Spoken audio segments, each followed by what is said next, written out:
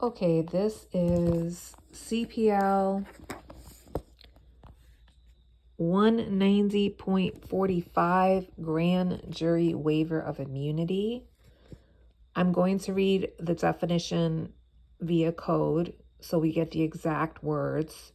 A waiver of immunity is a written instrument subscribed by a person who is or is about to become a witness in a grand jury proceeding, stipulating that he waives his privilege against self-incrimination in any possible or prospective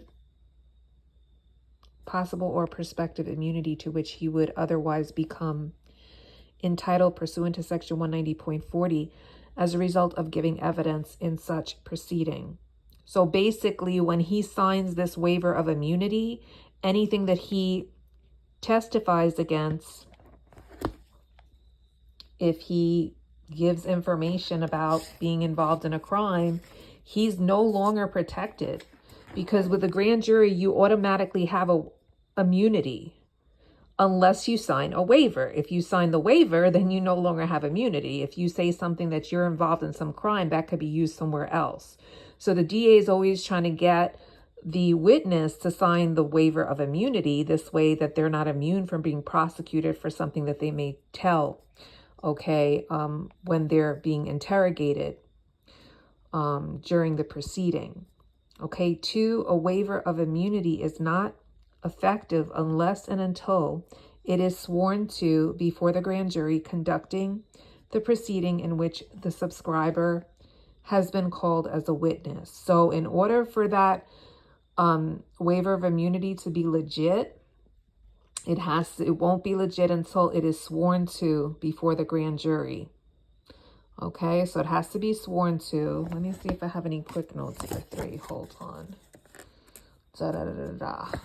Okay, yeah, I'm gonna do this one in quick notes.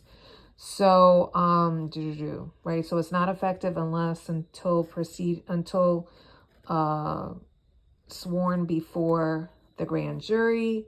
3, this person, the witness, has the right to confer with counsel before the waiver of immunity, given reasonable amount of time to confer. That's the actual from the code, that wordage.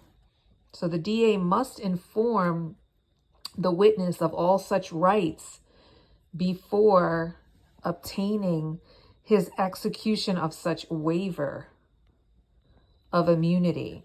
Okay, any waiver obtained, subscribed, or sworn to in violation of the provisions will be invalid and effective. So if that DA fails to inform the witness, the weight as to him signing over, waiving his immunity, then it's going to be invalid and ineffective anyway, because the district attorney didn't properly inform the witness prior to the signing of the waiver.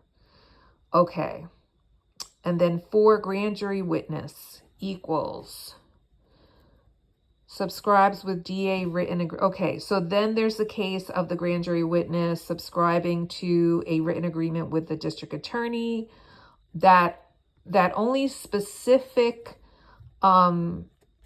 subject matter that the witness will be interrogated upon will be under the waiver. So in other words, if that guy goes on the stand and he says, okay, I'm going to talk about A, B, and C, and then the district attorney starts asking him questions about D, E, and F, well, guess what? That's not going to be effective under the waiver of immunity. They have a written agreement that the defendant waives his right about A, B, and C subject matter, but not about D, E, and F.